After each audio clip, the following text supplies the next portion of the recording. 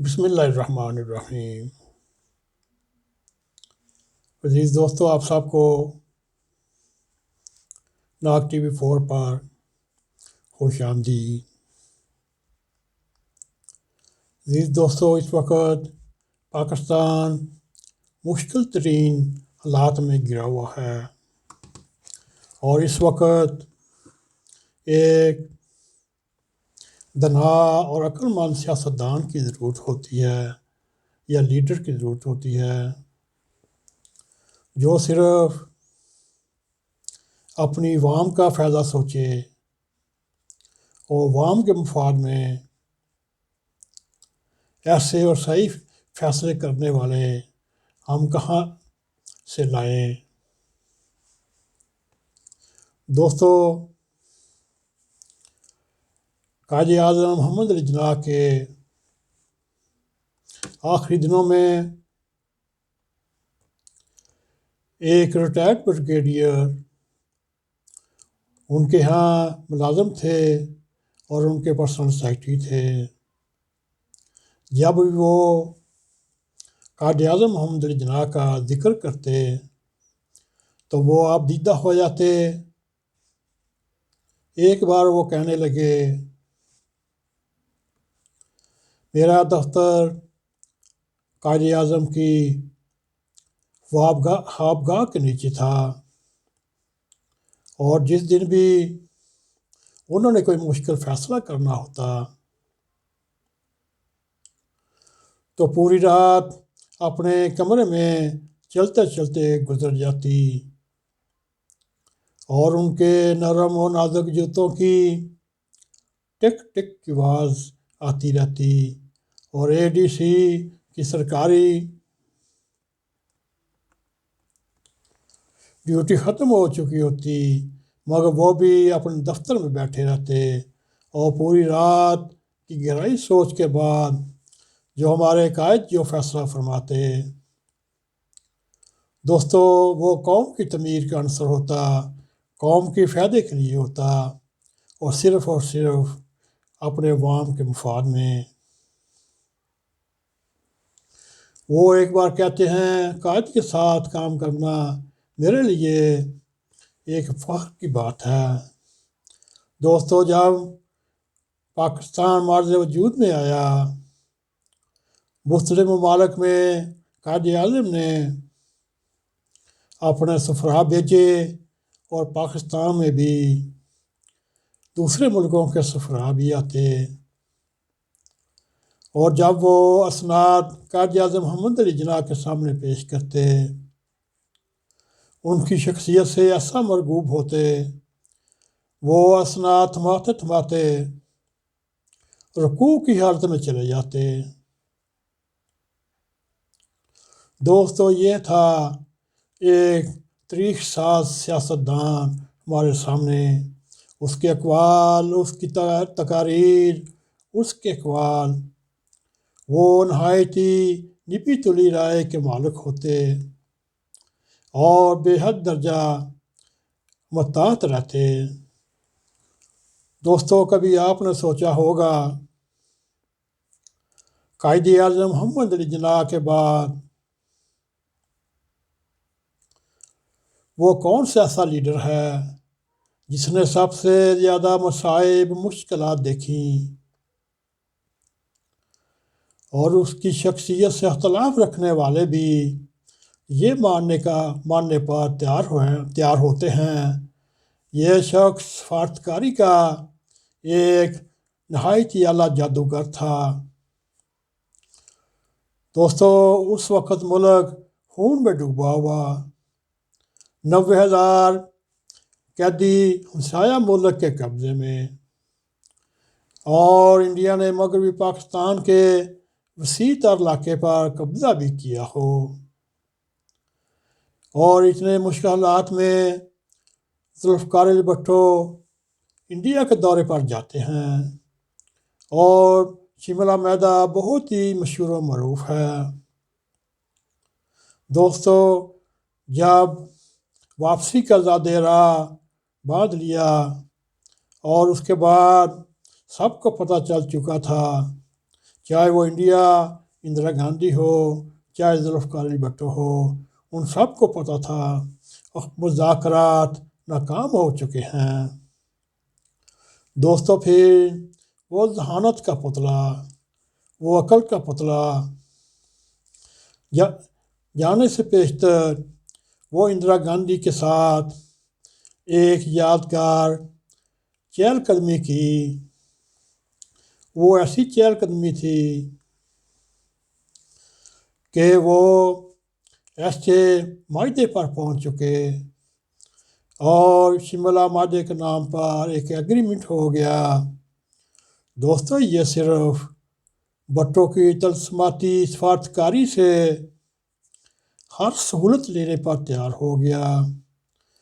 ان میں سوچنے سے بھی زیادہ آدمی بھٹو صاحب نے کام کیا۔ وہ تمام جنگی قیدی بھی واپس لے آئے، وہ سینکڑوں میل جو انڈیا نے قبضہ کیا ہوا تھا وہ بھی زمین واپس لے آئے، اور اب پاکستان کی فوجیں خون میں ڈوبی ہوئیں، مورال گرا ہوا۔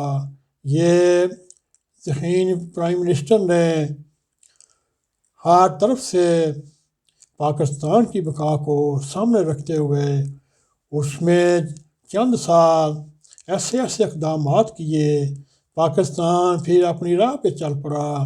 اور دوستو یہ صرف اور صرف وزیر اعظم بھٹو کی انتہائی ذہین کارکردگی، ہم اس سے لاکھ اختلاف کریں دوستو، مگر بھٹو کے بعد آج تک ہمیں کوئی سیاسی لیڈر نہیں ملا جو بے بصیرت لوگوں کے قافلے کو لے کر آگے چلے۔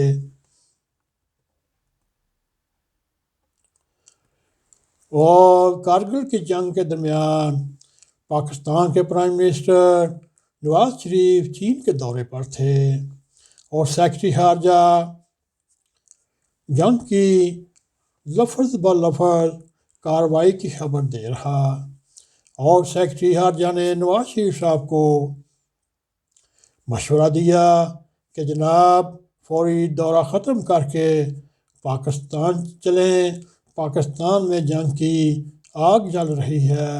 جواب تھا درست، مگر انہوں نے فرمائش کی مگر راستے میں ہانگ کانگ یا سنگاپور پر 1-2 دن کا سٹے رکھنا، کیونکہ خواتین نے خریداری کرنی ہے۔ اور سیکرٹری خارجہ نے یہ گزارش کی سر حالات بہت نازک ہیں، جلد پہنچنا چاہیے۔ یہ بات ان کے مزاج کے خلاف ٹھہری، مگر وزیر اعظم ان کے وفد کا شاپنگ کے لیے 1.5 دن کے لیے رکنا پڑا، اور مصروف واپس پہنچے تو فرمایا انہیں تو جنگ کا کوئی علم ہی نہیں، اور اس کے یہ بیان نے تیل کو ایسا چھڑکا کہ وہ الفاظ کی پالیسی میں نواز شریف گم ہو گیا۔ اس طرح کے ایسے بھی لیڈر ہمیں ملتے رہے جن کو سوائے نہاری، ریسا اور مکھن ملائی کرائی ملتی رہے اور وہ حکومت کرتے رہیں۔ دوستو سفارتکاری ایک ایسا انتہائی پیچیدہ میدان میں اترنا پڑتا ہے۔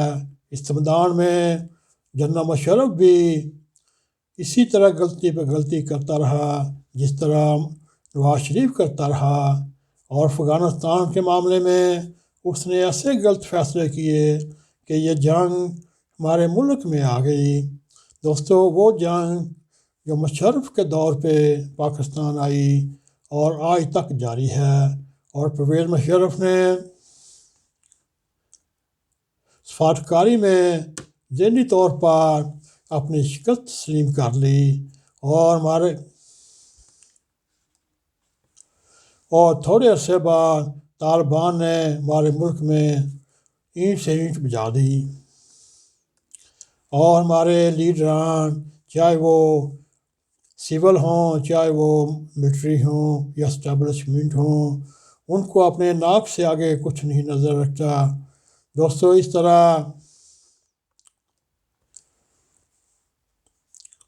کتاب و علم سے ان کا تعلق دور رہتا ہے اور نہ ان کو سفارتکاری کی الف بے آتی ہے۔ اور ہماری کون سی پالیسی ہے کہ ہر اس میں سفارتی توازن قائم رہا ہو؟ طالب علم تو دور دور تک اس کا وہ سب کا پتہ نہیں۔ دوستو چند دن پہلے پرائم منسٹر عمران خان نے امریکی چینل پر انٹرویو دیتے ہوئے کہا ہم امریکہ کو کسی صورت میں اڈے نہیں دیں گے، اور اس کے ساتھ ہی وہ جوان ان پر تحسین کے ڈونگرے بجنے لگے اور کہا دیکھو آج اپنے پاؤں پر پاکستان کھڑا ہو گیا ہے، آج ایسی خارجہ پالیسی ذات ہے کسی اور دور میں نہیں۔ مگر کسی نے یہ بھی نہ فرمایا کہ آج بھی امریکہ واحد سپر پاور ہے۔ اور عمران خان نے یہ بیان دے کر جلتی پر آگ لگائی، کیونکہ امریکہ کے ساتھ ہمارے پہلے ہی تعلقات خراب تھے، اور ان کے بیان نے ایک اور نہایتی آگ جلا دی اور امریکہ کو غصہ دلانے یا تو دلانے کی کوشش کی۔ اور دوستو اس عمران خان کو یا حضرت بیگم پیر صاحبہ صاحب کو یہ احساس نہیں سفارتکاری کی زبان کیا ہوتی ہے، اور انہی کے دیکھے خارجہ امور کے وزیر خارجہ شاہ صاحب بھی تو یہی فرمانے لگے اگر جو بائیڈن فون نہیں کرتا تو ہمارے پاس بھی کوئی ٹائم نہیں۔ دوستو اس وقت نہایتی خطرناک حالات میں، نہایتی تنگ حالات میں پاکستان گزر رہا ہے، اور یہ پرائم منسٹر یا حضرت پیر صاحبہ کا اور یا شاہ محمود قریشی وزیر خارجہ کا یہ دانشمندانہ رویہ نہ امریکہ کو پسند آئے گا، نہ سفارتکاروں کو، نہ سیاستدانوں کو۔ بس چند دن پاکستان کے عوام اچھلیں گے، کودیں گے، پھر وہی اندھیری رات۔ اور اس معاملے پہ نظر رکھنے والے چاہے وہ سیاسی امراء ہوں، چاہے وہ ارباب اختیار ہوں اور طاقتور حلقے یہ بھی جانتے ہیں پاکستان اس وقت ایک بہت بڑے حادثے کے قریب پہنچ چکا ہے۔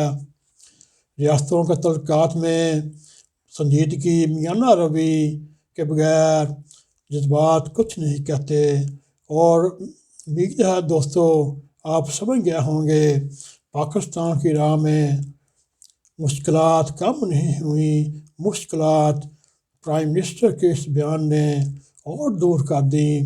دوستو یہ تھا ایک پروگرام، یہ ہم پھر بھی آخر میں یہی کہیں گے اور ارباب اختیار سے یہی گزارش کریں گے برائے مہربانی جو چیز آپ نے پاکستان کے اوپر یا ہم پر مسلط کی ہے اس کے بارے میں غور کریں۔ یہ طالبان سے بھی خطرناک ہے، آپ بھی جانتے ہیں، ہم بھی جانتے ہیں۔ اس کو نہ سفارتی آداب آتے ہیں، نہ سفارتی احکامات، نہ ان کو خلاقیات آتی ہے، نہ سماجیات آتی ہے، یہ مادروں پہ درجات ہیں۔ دوستو اگر آپ کو ہمارا یہ ویڈیو پسند آئے اس کو لائک بھی کریں، اس کو شیئر بھی کریں، اور کمنٹ سیکشن میں جا کے اپنا نظر خیال کرتے رہیں۔ ساتھ ہی ناگ ٹی وی 4 کو سبسکرائب کریں۔ دوستو ہمیشہ کی طرح جانے سے پیشتر بیل آئیکن کو پریس کریں تاکہ ہماری تازہ ویڈیو آپ تک پہنچی رہیں۔ اسی کے ساتھ ہمیں اجازت دیں۔ السلام علیکم ورحمۃ اللہ وبرکاتہ۔